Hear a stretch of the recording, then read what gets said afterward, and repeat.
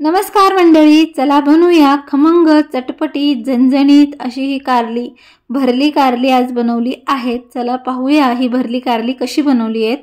इकडे चिंच घेतलेली आहे, त्यामध्ये गरम पाणी घालायचे आणि 15-20 मिनिटे याला बाजूला ठेवून द्यायचं आहे। तोपर्यंत इकडे कारली घेऊया। कारल्याचं टोकाकडचा भाग आणि देठाकडचा भाग कट करून घ्यायचा आहे आणि या कारल्याचे 3-3 तुकडे करून घ्यायचे आहेत।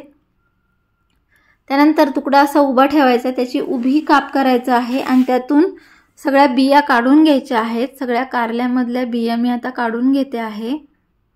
बिया काढून झाल्या की वाटीमध्ये हळद घ्यायची आहे, त्यामध्ये थोडंसं मीठ घालायचं आहे, त्याला मिक्स करायचं आहे आणि नंतर काही ह्या कारल्याच्या मध्ये हे हळद आणि मीठ चांगलं लावून घ्यायचं आहे, म्हणजे कारली चवदार होतात। अशा प्रकारे मीठ आणि हळद लावून घेतली आहे। इकडे स्टीमर मध्ये पाणी उकळत ठेवलं होतं, त्यामध्ये आता ही प्लेट ठेवायची, त्यावरती कारली ठेवायची आहेत आणि याला झाकण ठेवून 15 मिनिटं छान असं वाफवून घ्यायचं आहे। इकडे खोबरं किसून त्याला भाजून घेतलं होतं। खोबऱ्याबरोबरच आपल्याला इथे भाजलेले शेंगदाणे सुद्धा घ्यायचे आहेत। त्याचबरोबर भाजलेले तीळ मी इथे घेतलेले आहेत आणि इथे 2 पाकळ्या लसणाच्या घेतलेल्या आहेत। माझ्या मसाल्यामध्ये लसूण आहे म्हणून 2च पाकळ्या घेतलेल्या आहेत, तुम्ही आलं सुद्धा घेऊ शकता। आणि इथे आता कोथिंबीर घेते आहे। त्याचबरोबर इथे घाटी मसाला घ्यायचा आहे आणि यामध्ये आता लाल तिखट सुद्धा मी घातलेलं आहे आणि चवीनुसार मीठ घालून घेते आहे।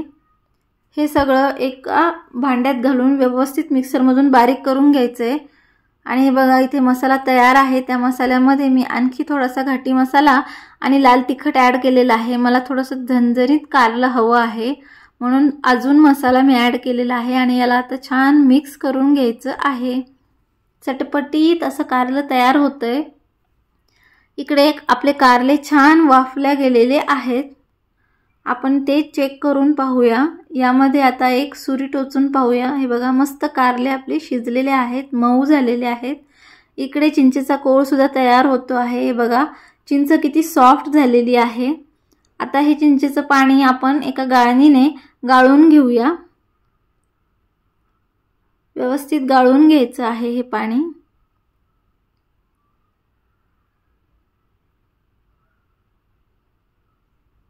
गाळून झालेलं आहे। आता या पाण्यामध्ये आपल्याला गूळ घालून घ्यायचा आहे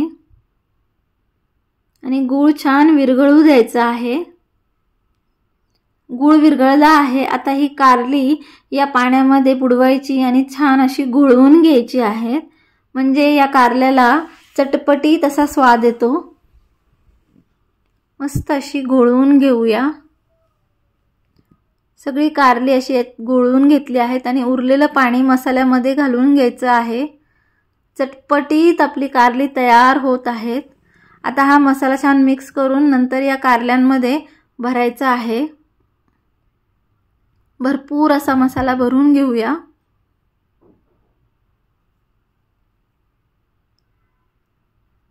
सगळा मसाला भरून झाला आणि इकडे तेल ओतून घेऊया कढईमध्ये आणि त्यामध्ये हे सगळी कारली घालून घेऊया।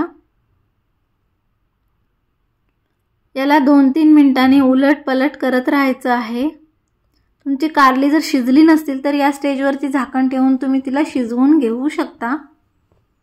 आता मध्ये अशी विहीर केली आहे आणि त्यामध्ये उरलेला मसाला मी घालणार आहे आणि त्याला थोडंसं असं फ्राय करून घ्यायचं आहे। आणि बघा मस्त अशी झणझणीत आणि चटपटीत अशा चवीची कारली तयार झालेली आहेत। तर तुम्ही सुद्धा अशी कारली नक्की बनवून पहा, डब्यासाठी खूप छान आहेत। वरण भात आणि पोळी सोबत खूप छान लागतात। आता मी भेटते तुम्हाला नेक्स्ट रेसिपी मध्ये, तोपर्यंत बाय बाय।